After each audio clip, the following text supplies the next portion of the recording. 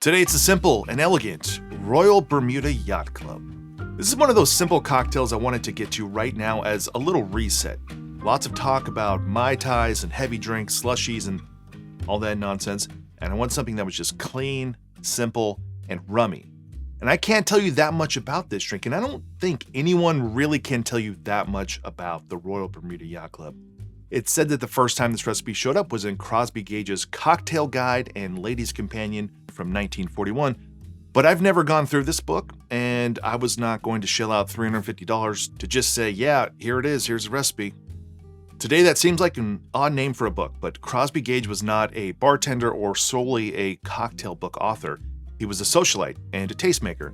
His other works included Footlights and Highlights, Dining with My Friends, The Macaroni Manual, and my favorite, the New York's World Fair Cookbook from 1939, and I was hoping to find a reference to the hurricane in here, which there was not, but I did find a very interesting looking frozen eggnog recipe. So I don't know much about our drink here today, but let's just assume that it was created in Bermuda at the Royal Bermuda Yacht Club. Now, Trader Vic did share a similar recipe a few years later, and that's one of the more popularized versions that you're going to come across. Now, too often, when people see Trader Vic attached to something, a cocktail, a rum, or anything, they just assume that that thing is tiki, but it's not. And in fact, most of the drinks that Trader Vic shared in his books, a vast majority, were not tiki. Some were tiki, many more were just tropical, and some were just cocktails. Actually, most were just cocktails. And technically, Bermuda is not even in the tropics, but has a tropical climate, and this drink has falernum, so obviously inspired by ingredients found in the tropics. Ted Hay also shared a recipe in his book Vintage Spirits and Forgotten Cocktails, which is an exceptional book, spiral bound as all bar books should be, but I'm going even simpler today with the recipe found in Jim Meehan's PDT cocktail book. So much for keeping it simple.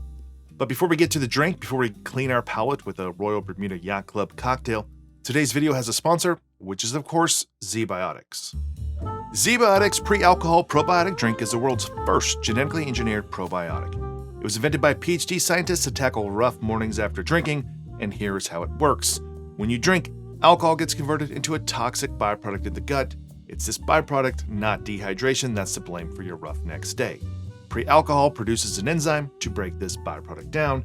Just remember to make ZBiotics your first drink of the night, drink responsibly, and you'll feel your best tomorrow.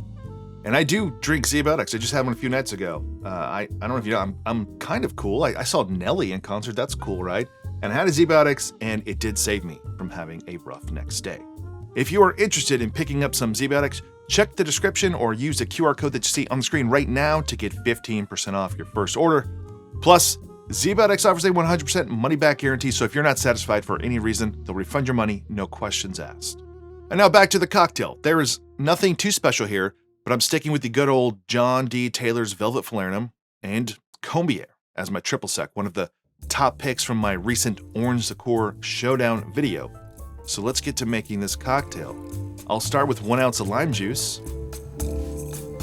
half an ounce of Velvet Falernum, half an ounce of triple sec, and 2 ounces of a Bajan rum. That's a Barbados rum, whatever you like.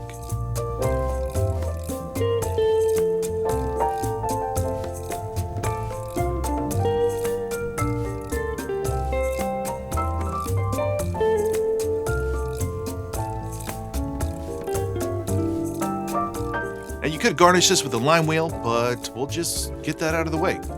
Here you go, the Royal Bermuda Yacht Club cocktail. All right, let's try it. Cheers. I think an aged rum would have been great here, but I wanted something light and clean and crisp. And the flavor that you really get the most is the triple sec. There's also the sharpness from the lime juice. And oftentimes, you and I and everyone else kind of complains about John D. Taylor's Velvet Falernum. In certain applications, it works well. In this one, it actually works well. It brings out more lime flavor as opposed to just the lime juice. So you get a little more depth there. I don't know if I'm picking up the almond from it or the ginger and clove, but there's like a little bit of more character and spice flavor there. If you taste John D. Taylor on its own, it's flavorful, but once you put in a tiki cocktail with 10 things, you really don't get it. It's just a sweetener at that point. But instead of pared down, you can still pick it up. And back in the 1930s and 40s, were they using John D. Taylor's Velvet Falernum? I don't know. But if you do embrace your own Falernum, or you make your own, and you use it in something like this, that's going to be the thing that dominates. So that's why I do like using this in this recipe and application for something lighter. Because as soon as you start incorporating something that has a ton of flavor, now you're not going to really taste much of anything else. But maybe you want that. Maybe you want more intensity to this cocktail. But I think of this as being kind of the standard daiquiri at the Royal Bermuda Yacht Club, and not something that's too much more inventive than that.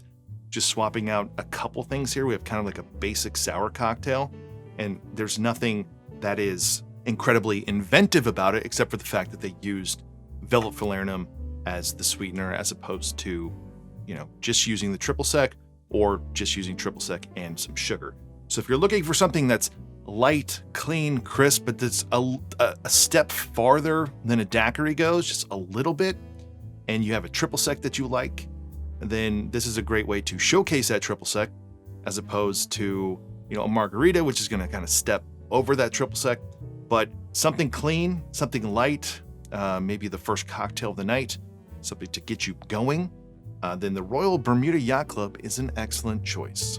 All right, everyone, that's it for this one. The Royal Bermuda Yacht Club cocktail from, 1940s, 1930s, earlier than that, who really knows?